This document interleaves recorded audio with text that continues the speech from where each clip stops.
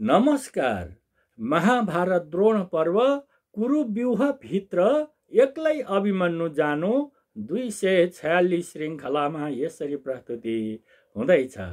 स्वामीका ती कुरा जसै सब सुनिन्, ती उत्तराजिता लागिन् भन्नै बाती मधुर वचनले फेरि उसै बिचमा। हेनाथि रोक्न मसक्छु कुन्तरहले, जानै ता मन भए रक्षा ईश्वरले हजुर कन गरून्, राखी ममाथि दये। पहिले यति भने कवच अति असल, हातमा उठाइलिन्, आफ्ना ते पतिलाई खुब जतनले तिनले लगाइदिन्। रथमा गई अभिमन्युजी जब चढे, पैदल गई त्यही पनि मङ्गल हुन्छ जसोरी त्यो सब गरिन्, हाम्रो होस् जित भने।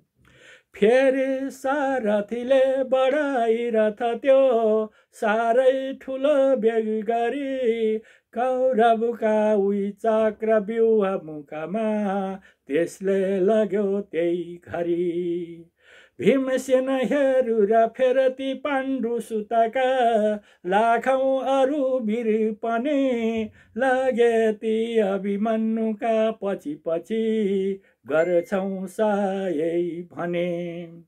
वर्षा सरहरूको गरेर बहुतै अर्जुन कुमारले ता लाखौं कौरव सैन्य व्यूह मुखमा मारे उसै बिचमा। कोही वीर पनि कौरवी तर्फको तिनका अगाडि गई, टिक्नै लाइसकेन सब पछि हटे, मनमा ठुलो डर भई। त्यस रीतिले गरी चक्र व्यूह कन त्यो तोडेर त्यही बिचमा, आफ्ना रथ उही व्यूह भित्र गरी फेरि तिनले बढाए ता। तोडेको मुख व्यूहको उही बखत सब ठिक गराइदी, लागे लड्न तहाँ जयद्रथ गई सबलाई रोकिली। तिनले पार्थ शिवाय पाण्डु सुतते एक दिन जितौँला सबै, शम्भुको वर भई ती पाण्डवहरू त्यस दिन टिकेनन् कुनै। सोही कारण व्यूह भित्र फौज पसिनै नसक्तामा, एक्लै युद्ध गरे पछि व्यूह विषे अर्जुन कुमारले ता। बालक ती अभिमन्यु त्यस बखतमा सिंहै समानका भए, लागे गर्जनलाई खुब घुमी घुमी एक्लै सबैका गई।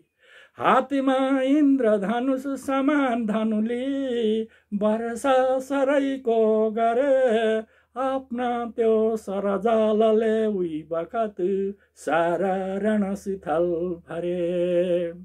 लागे ते अभिमन्युका सरहरू धेर सैन्यको ज्यान गयो, पल्लागिकन खुब तहाँ रगतको खोलो भयङ्कर भयो।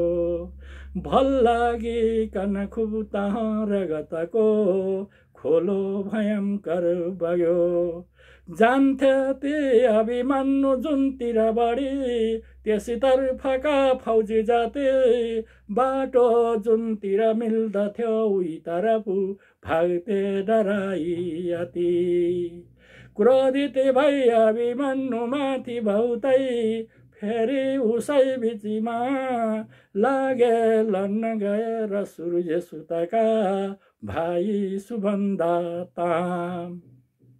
सामनामा अभिमन्युले तब तहाँ तिनलाई देखिलिए, छोडिएको सर त्यही बखत शिर सहज तिनको गिराइदिए। भाइ मारिदिए भनेर रिसले फेरि कर्ण सामने सरे क्रोधित भई अभिमन्यु माथि बहुतै वर्षा सरैको गरे बीचमा रोकिदिए ती सब सरहरू अर्जुन कुमारले ता मारी सारथी असो सूर्य सुतको पारे विरत छिनमा त्यो हालदेखि लिएर हर बुझी तहाँ ती कर्ण वीरको पनि लक्ष्मण नाम हुने सुयोधन कुमार आए म लड्छु भने देखे लक्ष्मणको साहस अति ठुलो अर्जुन कुमारले जसै मन्द हास गरी भने यही कुरा तिनका सँगैमा तसै हे वीर कौरवहरूमा तिमी फगत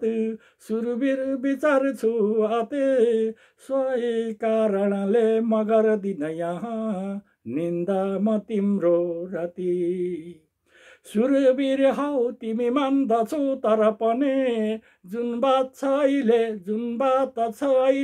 हुनु सुरवीर हौ तिमी मान्दछौ तर पनि जुन बात छ अहिले हुनु भाइ जाने उचित छ त्यो सब कुरा सम्झाइ मैले दिनु एक बार खुब तिमी हेर बन्धुहरू सब आफ्ना जति छन् यहाँ पाउन्नौ अब देख्न निश्चय पनि तिनलाई यस लोकमा लक्ष्मणले अभिमन्युको वचन त्यो सुन्दा भएथे जसै छोडे शक्ति ठुलो लिएर रिसले तिनका उपर एक तसै बीचमै ती अभिमन्युले सहजमा त्यो शक्ति काटिदिए लोटे लक्ष्मणका उपर उही बखत एक बाण हातमा ली छोडे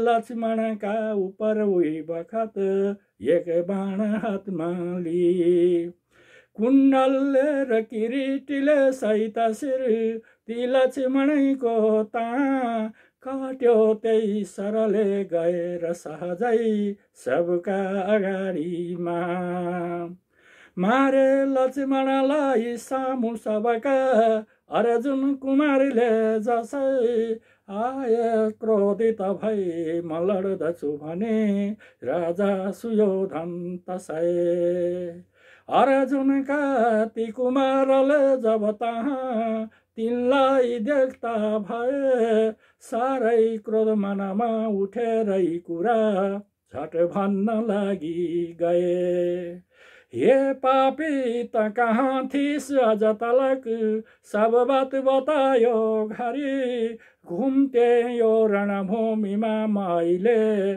तेरो तलासी गरी तेरो श्रोणित पिउनलाई सर छन् मेरा पियासा अति प्रायश्चित हुनेछ पाप सबको तेरा यहाँ छन् जति प्रायश्चित हुनेछ पाप सबको तेरा यहाँ छन् जति तेरा यहाँ छन् जति क्रमशः